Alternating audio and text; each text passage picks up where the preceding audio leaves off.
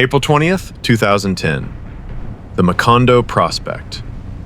50 miles off the coast of Louisiana in the Gulf of Mexico, a drilling rig sits on the water. It is called the Deepwater Horizon. It is 400 feet long, 350 feet wide, and it floats on 2 submarine hulls the size of destroyers. At this moment, 126 people are on board. Some are eating, some are sleeping, some are watching movies in the recreation room. At 9:49 in the evening, the rig explodes. This is how it happened. The Deepwater Horizon was operated by Transocean and leased by BP. It had been drilling the Macondo well since October 2009. 6 months of work, pushing through more than 18,000 feet of rock and sediment to reach an oil reservoir beneath the seafloor. By April 2010, the well was nearly complete. BP was 43 days behind schedule. Every extra day cost the company roughly $1 million. The pressure to finish was immense. To complete a well, drillers must seal it temporarily with cement, then remove the drilling equipment before a production rig moves in to actually extract the oil. The cement is critical. It fills the gaps between the steel casing and the surrounding rock, preventing oil and gas from migrating upward through the wellbore. On April 19th, a contractor named Halliburton finished pumping cement into the lower section of the Macondo well. Tests had been run, results had come back. There were problems. At 8:02 in the evening, the crew began displacing the heavy drilling mud in the riser pipe with seawater. Drilling mud is dense. It provides a column of pressure that helps hold back the reservoir below. Replacing it with seawater reduces that pressure. The procedure was standard. Done correctly, with a sealed well, it is safe. The Macondo well was not sealed. At 9:01 p.m., mud began returning to the rig floor faster than it was being pumped in. This is called a kick. It means gas or fluid from the reservoir is entering the wellbore. The men on the drill floor noticed the discrepancy. 8 minutes passed.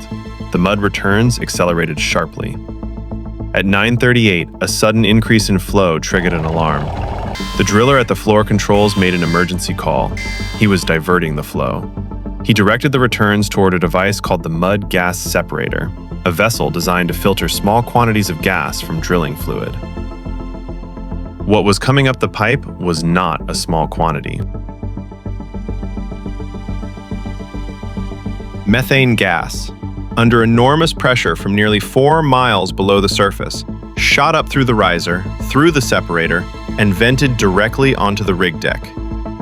It was already igniting. At 9:49, the first explosion tore through the rig. A second followed seconds later. The drilling floor was destroyed. The engine room was destroyed. The living quarters took the blast. 11 men were killed in those first moments. They were never recovered. Of the 115 survivors, many jumped. The water was 40 feet below. Some jumped anyway. Others climbed into lifeboats or were helped by the crew of a nearby vessel, the Damon Bankston, which had been moored alongside the Deepwater Horizon transferring drilling mud. The Bankston's crew began pulling people from the water within minutes. The Coast Guard was called at 9:52. Helicopters and cutters were dispatched from stations across the Gulf Coast. For 36 hours, the Deepwater Horizon burned. Coast Guard vessels circled it. Firefighting boats directed water onto the flames. On the morning of April 22nd, the rig listed to one side, then sank. It took 87 seconds to disappear beneath the surface. On the seafloor, 5,000 feet down, the wellhead was still open. Oil was flowing into the Gulf of Mexico. What followed was the largest accidental marine oil spill in history. For 87 days, crude oil poured out of the Macondo well at rates BP initially estimated at 1,000 barrels per day. The true figure was closer to 62,000 barrels per day at peak flow. Over the course of the spill, approximately 4.9 million barrels of oil entered the Gulf. That is 210 million gallons. BP attempted 14 separate interventions. They lowered a 98-ton containment dome over the wellhead. It failed. Methane hydrates crystallized and clogged the opening. They tried a smaller dome. It failed. They injected drilling mud into the wellhead at high pressure, a procedure called a top kill. It failed. They cut the riser pipe and fitted a containment cap. It collected some oil, not enough. 2 relief wells were drilled simultaneously from separate rigs, an operation that took months. On July 15th, a new sealing cap was placed on the wellhead. Flow stopped. On September 19th, 2010, 152 days after the explosion, the well was declared permanently sealed. The damage was of a scale that resists easy accounting. More than 1,300 miles of Gulf Coast shoreline were affected. Louisiana, Mississippi, Alabama, and Florida all declared states of emergency. Fisheries across the northern Gulf were closed.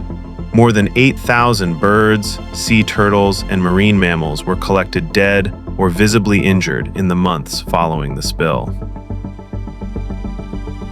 The longer-term toll on fish populations, coral ecosystems, and deep-sea organisms took years to measure and is still, in some respects, being measured now.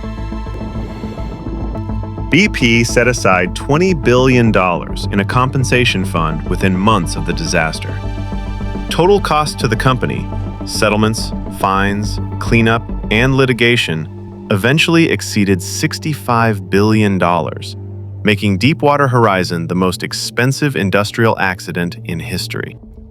The government investigations that followed identified a sequence of decisions that, at nearly every juncture, had prioritized speed over caution.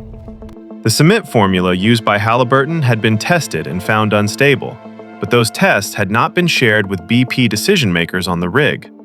The negative pressure test had been misread, but the men who misread it had no written procedure to follow because no written procedure existed.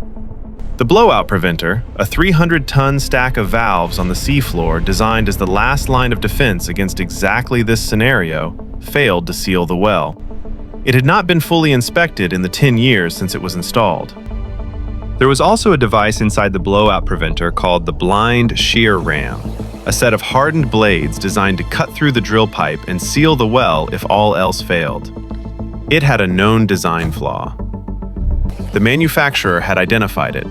The flaw had not been corrected. 11 men died on the Deepwater Horizon. They were Aaron Dale Burkeen, Donald Clark, Stephen Ray Curtis, Gordon Lewis Jones, Roy Wyatt Kemp, Carl Dale Kleppinger Jr., Keith Blair Manuel, Dewey Rivette, Shane Michael Roshto, Adam Weiss, and Jason Anderson. Anderson was the senior tool pusher on the rig. He was 35 years old. He had been due to go home the following morning. BP, Transocean, and Halliburton all reached settlements with the U.S. government. No individual was ever convicted of a crime in connection with the 11 deaths. A BP engineer was convicted of obstruction of justice for deleting text messages after the blowout. The conviction was later overturned. The Macondo well sits on the seafloor of the Gulf of Mexico. The relief wells that sealed it in September 2010 are still there. The blowout preventer that failed to close was retrieved and is stored in a warehouse in Louisiana, a piece of evidence in litigation that lasted more than a decade. Deepwater drilling in the Gulf of Mexico did not stop. Within months of the spill, the Obama administration lifted a moratorium it had imposed on deepwater operations. Rigs returned to the Gulf. They are there now. The regulatory changes that followed Deepwater Horizon tightened some procedures and required upgrades to blowout preventers across the industry. In 2023, the Bureau of Safety and Environmental Enforcement reported 137 incidents in offshore oil and gas operations in U.S. waters. Some involved equipment failures. Some involved uncontrolled releases of hydrocarbons. Nobody called them blowouts. If you found this story insightful, unsettling, or worth remembering, support the channel by liking this video. Share it with someone who appreciates true stories, history, and the hidden details behind major world events. And if you enjoy deep dive documentaries like this, subscribe and turn on notifications by selecting all so you never miss our next upload. New stories are coming soon. We'll see you in the next one.